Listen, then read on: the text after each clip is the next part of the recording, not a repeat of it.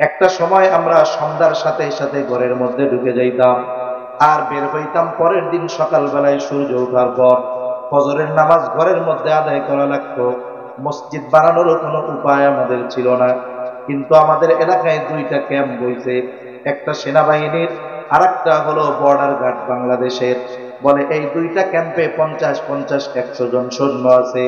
এই দুইটা ক্যাম্প হওয়ার কারণে আমাদের এলাকার মানুষের জানমাল এখন নিরাপদ। বলে রাত 12টা পর্যন্ত যদি বাজারেও থাকি কোনো অসুবিধা নাই। চিন্তা করে দেখেন, একটা ক্যাম্প হওয়ার কারণে যদি একটা মানুষের, এক এলাকার মানুষের জানমাল নিরাপদ হয়ে যায়, তাহলে যদি এই রকম এক একটা মাদ্রাসা হয়, এই মাদ্রাসাগুলো এক একটা এলাকার মানুষের ঈমান হেফাজতের জন্য সাহায্যকারী হয়ে যায়। এজন্য আমাদের কি উচিত? বলে আমাদের উচিত হলো আমাদের সন্তানদেরকে এই মাদ্রাসাগুলোর মধ্যে দিয়ে, আমাদের সন্তানদেরকে মাদ্রাসায় দিয়ে আমাদের সন্তানকে ইসলামের বা দ্বীনের সৈনিক হিসাবে গড়ে তোলা দরকার। ঠিক কিনা বলে? দ্বীন শিখলে কোনো মানুষ কখনো অসম্মানিত হয় না। দ্বীন শিখলে মানুষের যোগ্যতা বাড়ে। দ্বীন শেখার মাধ্যমে আল্লাহ সুবহানাহু ওয়া তাআলা মানুষের সম্মান বাড়ায় দেয়, মর্যাদা উত্তীর্ণ করে দেয়। আমরা মনে করি মর্যাদা মনে হয় টাকা পয়সা, ধন দৌলত এগুলোর মধ্যে, কিন্তু আল্লাহ সুবহানাহু ওয়া তাআলা কোরআনুল কারীমের মধ্যে জানায় দেন দ্বীন শিক্ষার ফজিলত। আল্লাহ তাআলা বর্ণনা করে বলেন, কি বলেন? ইয়ারফাইল্লাহুল্লাযীনা আমানু মিনকুম ওয়াল্লাযীনা উতুল ইলমা দারাজাত। আল্লাহ তাআলা কাদের মর্যাদাকে সমুন্নত করেছেন? আল্লাহ তাআলা বলেন, তোমাদের মধ্যে যারা ঈমান এনেছে এবং যাদেরকে ইলমে দ্বীন তথা ইলম দান করা হয়েছে, আল্লাহ সুবহানাহু ওয়া তাআলা বলেন মর্যাদার দিক দিয়ে তারা অনেক উচ্চ অবস্থানে। ইলমের কারণে মানুষের মর্যাদা বাড়ে। কেমনে বাড়ে? উদাহরণ দিলে বুঝতে সহজ হবে। মনে করেন এদেশের একজন যে কোনো এক বাহিনীর প্রধান, তার অনেক সম্মান। সেনাবাহিনীর যিনি প্রধান, অনেক সম্মান না? বিমান বাহিনীর প্রধান, অনেক সম্মান না? কিন্তু ওনার সম্মান যত হোক, উনি যখন চাকরি থেকে অবসর নেবেন, চাকরি থেকে যখন অবসরে চলে যাবেন, বলেন তো চাকরি করাকালীন সময় তার যেই সম্মান ছিল, চাকরি থেকে অবসরে যাওয়ার পরে তার কি সেই সম্মান আর মর্যাদা আর থাকবে? কোনো ভ্যালু নাই তার। কিন্তু এই বাংলাদেশের অনেক আলেমদের দ্বারা উদাহরণ দেওয়া যাবে। এই আলেমরা যত বৃদ্ধ হয় তাদের মর্যাদা সম্মান তত আরো বাড়তে থাকে। ঠিক কিনা বলে? যত বুড়া হয়, দাড়ি যত পাকে, আর সম্মান তত বাড়ে। আহমদ শফী সাহেব রহমাতুল্লাহি আলাইহি বুড়াকালে আইসা আল্লাহ তাআলা তার আকাশচুম্বী জনপ্রিয়তা তাকে দান করেছেন। মানুষের মধ্যে তার মর্যাদা কত! এইরকম ভাবে যারা ইলম অর্জন করে, এদের বয়সের সাথে সাথে আল্লাহ সুবহানাহু ওয়া তাআলা এদের মর্যাদা আরো বাড়ায় দেয়। দুনিয়ায়ও বাড়ায়, বলে আখিরাতেও বাড়ায় দেয়। সুবহানাল্লাহ। আরেকটা বিষয়, ইলম সবাই অর্জন করতে পারে না।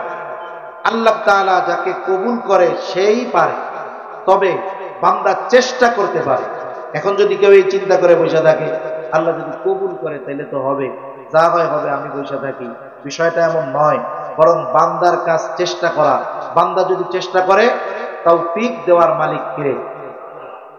এজন্য রাসূলুল্লাহ সাল্লাল্লাহু আলাইহি ওয়াসাল্লাম বলেন, মাইয়ুরিদিল্লাহু বিহি খায়রান ইউফাক্কিহু ফিদ্দীন। বাস্তবতা হলো আল্লাহ সুবহানাহু ওয়া তাআলা যার কল্যাণ চান তাকেই দ্বীনের বুঝ দান করেন। আর দ্বীনের প্রকৃত বুঝ সাধারণ মানুষ সহজে বুঝতে পারে না। যারা ইলমে দ্বীন অর্জন করে প্রকৃত দ্বীন তারাই বুঝতে পারে বিধায় যখন দ্বীন বিদ্বেষী, দ্বীনের বিরোধী কোনো কথা হয়, কোরআন সুন্নাহর যখন কোনো অপব্যাখ্যা হয়, মানুষের কাছে ভালো লাগলেও উলামায়ে কেরাম সেই অপব্যাখ্যাকারীর প্রতিবাদ করে কি করে না? এই যে মনে করেন সমকালীন সময়গুলোর দিকে তাকান, এই যে টঙ্গীর ইজতেমার ময়দানে শরঈ নিজাম তথা উলামায়ে কেরামের তত্ত্বাবধানে পরিচালিত হন যারা, তাদের উপরে একেবারে নৃশংস এক হামলা করা হলো। ঘুমন্ত তাহাজ্জুদ নামাজেরত কিছু মানুষ পাহারারত, এই মানুষগুলাকে, নিরস্ত্র মানুষগুলাকে নির্বিচারে কিভাবে আক্রমণ করে হত্যা পর্যন্ত করা হলো। 4 জন অফিসিয়াল ঘোষণা দেওয়া হয়েছে যে 4 জনকে হত্যা করে ফেলছে। এর মধ্যে একজন প্রথম কিশোরগঞ্জের এক ভাই, উনি শহীদ হয়েছেন। তার বুকে নাকি ছুরি ঢুকায়া ছুরি এরকম মুড়াইছে। কি পরিমাণ রক্তপাত হয়েছে, রক্তক্ষরণ হয়েছে, উনি ইন্তেকাল করেছে। আমরা দোয়া করি আল্লাহ সকলকে শাহাদাতের মর্যাদা দান করুন। এই যে দেখেন, যেই মানুষগুলো গিয়ে এদের উপরে আক্রমণ করেছে, এই মানুষগুলো কোরআন সুন্নাহর অপব্যাখ্যাকারী এক ব্যক্তির অনুসরণকারী। এ মানুষগুলো এখন দেখেন, মানুষ অপব্যাখ্যা বুঝতে পারে নাই বিধায় তো তার অনুসরণ করছে, ঠিক কিনা? এই আওয়াম সাধারণ মানুষ এরা যদি বুঝতো যে ওই ব্যক্তির এই বক্তব্যগুলো অসত্য, এগুলো বিকৃত বক্তব্য, এগুলো সঠিক বক্তব্য নয়, তাহলে কিন্তু সাধারণ মানুষ তার অনুসরণ করত না। কিন্তু এই মানুষগুলো না বোঝার কারণে তার চটকদার মজার মজার কথায় আকৃষ্ট হয়ে তার অনুসরণ করে কোরআন সুন্নাহর আলোকে ওই অপব্যাখ্যাকারীর বিরুদ্ধে যারা প্রতিবাদ করেছে তাদের গায়ে হাত তুলতে, হত্যা করতে তারা দ্বিধাবোধ করেন। তাহলে বোঝা গেল কি, দ্বীনের সঠিক বুঝটা এটা উলামায়ে কেরাম বুঝে, আর উলামায়ে কেরাম দ্বীনের সঠিক বুঝটা আমাদেরকে জানায়। আমাদের কাজ কি? বলে তাদের থেকে এই বুঝ, এই জ্ঞান গ্রহণ করে তাদের পরামর্শের আলোকে পথ চলা, এটা ছিল আমাদের কাজ। এজন্য মনে রাখতে হবে, উম্মতকে যদি পথচ্যুত করতে হয় তাহলে সবচাইতে বড় কাজ হলো আলেমদের থেকে সাধারণ মানুষকে বিচ্ছিন্ন করে দেওয়া। তাহলে কি হবে? বলে আলেম থেকে যদি বিচ্ছিন্ন হয়ে যায়, এই মানুষগুলো অন্ধের মতো হয়ে যাবে। এদেরকে তখন দ্বীনের ব্যাপারে যাই বলা হবে ওরা মনে করবে এটাই সঠিক। আর দেখা যাবে এই মানুষগুলোকে ব্যবহার করে দ্বীনকে বিকৃত করার জন্য একদল মানুষ উঠে পড়ে লেগে যাবে, ঠিক কিনা বলে? এজন্য আল্লাহ তাআলা আলেমদেরকে দ্বীনের সঠিক বুঝ দেন। এজন্যই যখন কোথাও কোনো অপব্যাখ্যা হয় তখন উলামায়ে কেরাম প্রতিবাদ করেন। জীবন যদি দিতে হয় জীবন দেন, ত্যাগ স্বীকার করতে বলে ত্যাগ স্বীকার করেন। এখন আসেন, আপনি যদি ইলম শেখার জন্য বের হন, আপনার সন্তানকে যদি আপনি ইলম শিক্ষার জন্য বের করেন, তাহলে কি হবে? আরে আমার পোলা যদি ভালো হয়, ওর ফ্যাসিলিটি তো আমিও পাবো। ও যদি জান্নাতের পথের পথিক হয়, ও আমারে না নিয়ে যাবে না। এজন্য আপনাদের সুযোগ হয় নাই, সন্তানদেরকে দ্বীন শেখার জন্য দিয়ে দেন। কি হবে?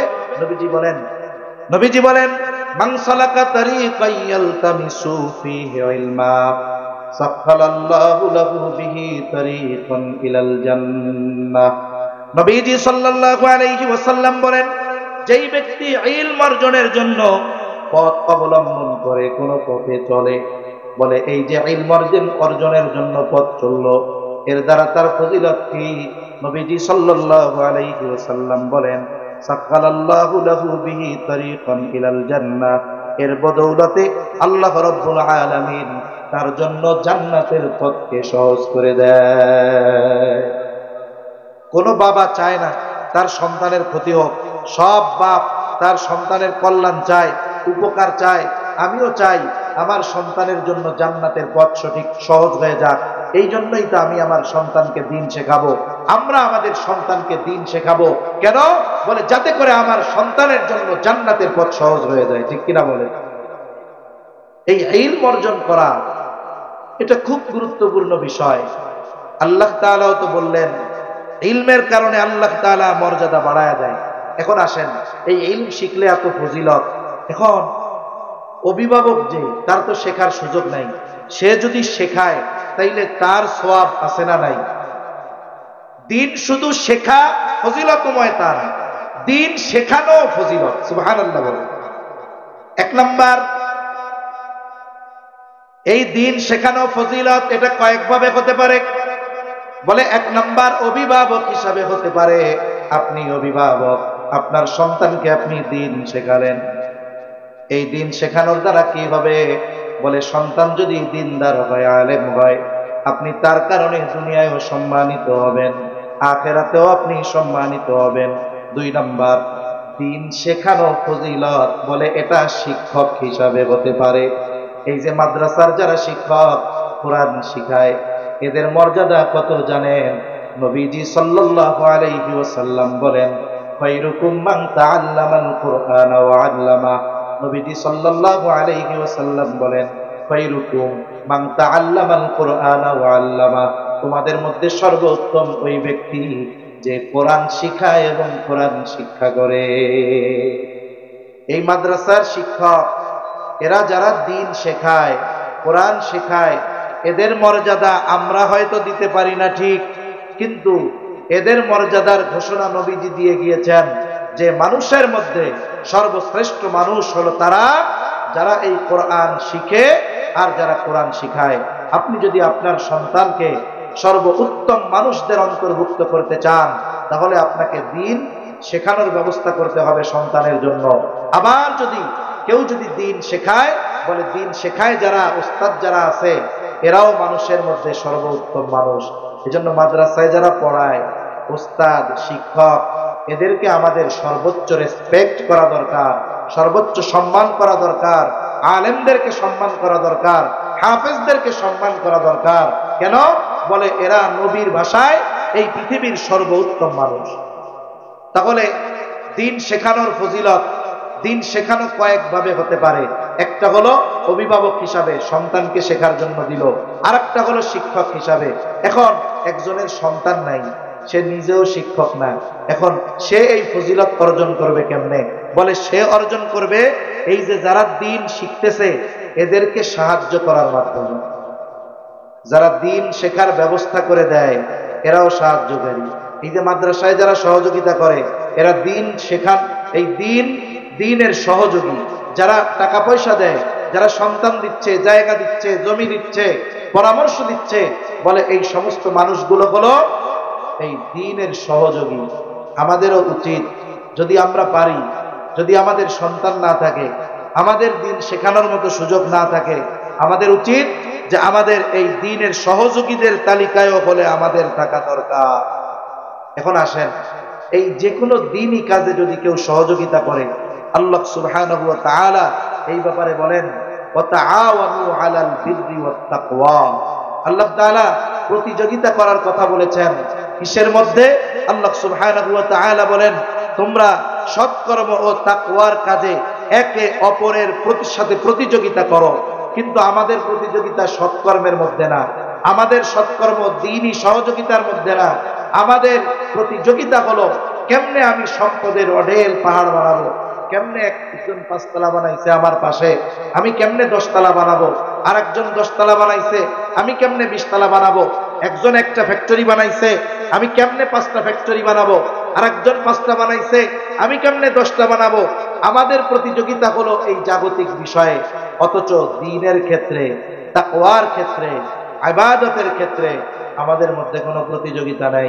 সেজন্য আমাদের দরকার যে দ্বীনি কাজে আমরা প্রতিযোগিতা করব।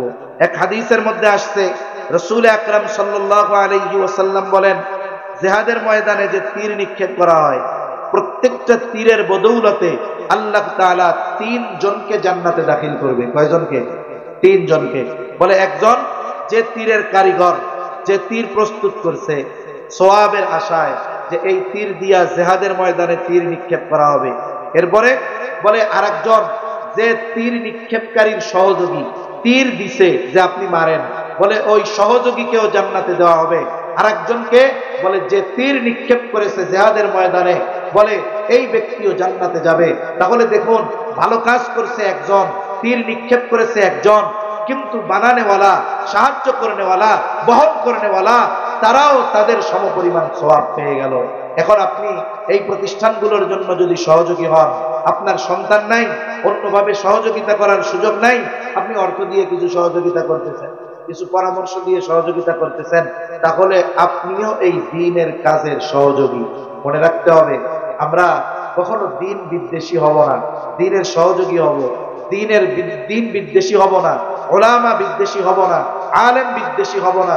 আল্লামা ইবনুল কাইয়্যিম জাওয়াজিয়া রাহমাতুল্লাহি আলাইহি বলেন যে যারা অন্তরে উলামা ইকরামের প্রতি বিদ্বেষ লালন করে, সে যত বড় আবেদ হোক না কেন, জীবনের একটি সময় হয়তো তাকে ঈমানহীন হয়ে, লাঞ্ছিত হয়ে, অপমানিত হয়ে এই পৃথিবী থেকে তাকে বিদায় নেওয়া লাগতে পারে। ঠিক কিনা বলে? এজন্য সম্মানিত উপস্থিতি, দুনিয়ার পরিবর্তন খুব দ্রুততার সাথে ঘটতেছে। এই দ্বীনি মাহফিল, দ্বীনি প্রতিষ্ঠান, এগুলো আমাদের জন্য একটা নেয়ামত। এই নেয়ামতের যথাযথ কদর করা চাই। আল্লামা তাকি উসমানী দামাত বারকাতুহুমুল আলিয়া, ওনার বিশ্ব ভ্রমণ কাহিনী আছে। উনি একটা দেশের ব্যাপারে লিখছেন যে ওই দেশের ইতিহাস থেকে জানা যায় একটা সময় ওই দেশটা 100% মুসলমান অধিবাসী ছিল। তারা সবাই মুসলমান ছিল। ওইখানে দ্বীনের কাজ করা সহজ ছিল, কিন্তু মানুষগুলো এই নেয়ামতের কদর করতে পারে নাই। দ্বীন থেকে বের হয়ে গেছে, দ্বীনি মজলিসগুলো থেকে বের হয়ে গেছে, মাদ্রাসাগুলোর ব্যাপারে উদাসীন হয়ে গেছে, মসজিদের ব্যাপারে উদাসীন হয়ে গেছে, দ্বীনি মজমার ব্যাপারে উদাসীন হয়ে গেছে। আস্তে আস্তে কি হলো, আল্লাহ তাআলা এই নেয়ামত তাদের থেকে ছিনায় নিলেন। পরিস্থিতি একটা সময় এমন হয়েছে যে মানুষ প্রকাশ্যে কোরআন শিখতে পারে নাই। সন্তানদের কোরআন শেখানোর জন্য ঘরের মধ্যে গর্ত করেছে, উপরে ঢাকনা দিয়ে দিয়েছে যাতে আওয়াজ সহজে বের না হয়। বলে এই রকম কঠোর নিরাপত্তার মধ্যে তাদের দ্বীন শেখা লেগেছে, কোরআন শেখা লেগেছে। অথচ দেখুন ওই দেশটা এক সময় 100% মুসলমান বসবাস করত, দ্বীনের আবহাওয়া ছিল, কিন্তু মানুষগুলো এই সুযোগ থাকার পরেও দ্বীনি কাজে শামিল না হয়ে দ্বীনের ব্যাপারে গাফেল যখন হয়েছে, আল্লাহ তাআলা তাদের থেকে এই নিয়ামত তুলে নিয়েছে। একটা সময় ঘরে গর্ত বানায় কোরআন শিখা লাগছে। এজন্য আমাদের এই দেশ ওলামায়ে কেরামের দেশ, ওলিয়া উলিয়াদের দেশ, বুজুর্গদের দেশ, সৎ মানুষের দেশ, ইসলাম পন্থীদের দেশ। আমরা যদি আমাদেরকে কোরআনের পথে পরিচালিত না করি, সন্তানদেরকে যদি দ্বীন শেখাই, এই মসজিদ মাদ্রাসা এগুলোর ব্যাপারে যদি সর্বোচ্চ আন্তরিক না হই, এগুলোকে যদি গুরুত্ব না দেই, দ্বীনি মজমাগুলোকে যদি গুরুত্ব না দেই, তাহলে কি হবে? আস্তে আস্তে এক সময় আল্লাহ না করুক ওই দেশের মতেও আমাদের থেকে আল্লাহ তাআলা এই নিয়ামত উঠায় নিয়ে যাবে। এখন প্রকাশ্যে কোরআন শিক্ষার কত ব্যবস্থাপনা আছে মসজিদে মাদ্রাসায়, একটা সময় দেখা যাবে প্রকাশ্যে শেখা যাবে না, ঘরে গর্ত করে কোরআন শেখা লাগবে। বলেন তো ওই রকম পরিস্থিতি হোক আমরা কি কেউ চাই? জোরে বলেন, আমরা কি কেউ চাই? এটা আমরা কেউ চাই না। এজন্য আমাদের মূল লক্ষ্য ঠিক রাখতে হবে যে আমাদের মূল লক্ষ্য কি? এই দুনিয়া থেকে জান্নাতের পাথেয় সংগ্রহ করা, দুনিয়া থেকে জান্নাতের সামান সংগ্রহ করা। এজন্য আমরা দ্বীনের সাথে সম্পৃক্ত থাকব। নিজেরা নিজেদেরকে ঈমান তো এনেছি, নেক আমলের মাধ্যমে, আল্লাহর হুকুম আহকাম মেনে চলার মাধ্যমে জাহান্নাম থেকে বাঁচার জন্য নিজেদের তৈরি করব। সাথে সাথে অধীনস্থদের জন্য দ্বীন শেখানোর ব্যবস্থা করে তাদেরকেও মুসলমানে পরিণত করব। এর দ্বারা তারাও জাহান্নাম থেকে বাঁচবে। তাহলে কি হবে? বলে দুনিয়াও সুন্দর, আখিরাতও সুন্দর। আল্লাহ সুবহানাহু ওয়া তাআলা আমাদের সবাইকে কথাগুলো বুঝবার তৌফিক দান করেন। আমিন। ওয়া আখিরু দাওয়ানা আনিল হামদুলিল্লাহি রাব্বিল আলামিন। আসসালামু আলাইকুম ওয়া রাহমাতুল্লাহি ওয়া বারাকাতুহু। মাশাআল্লাহ, জাযাকাল্লাহ। অত্যন্ত চমৎকার ভাবে আমাদেরকে ঈমান দিয়ে আলোচনা পেশ করলেন হযরত মাওলানা ইসমাইল বুখারী কাশিয়ানী। সম্মানিত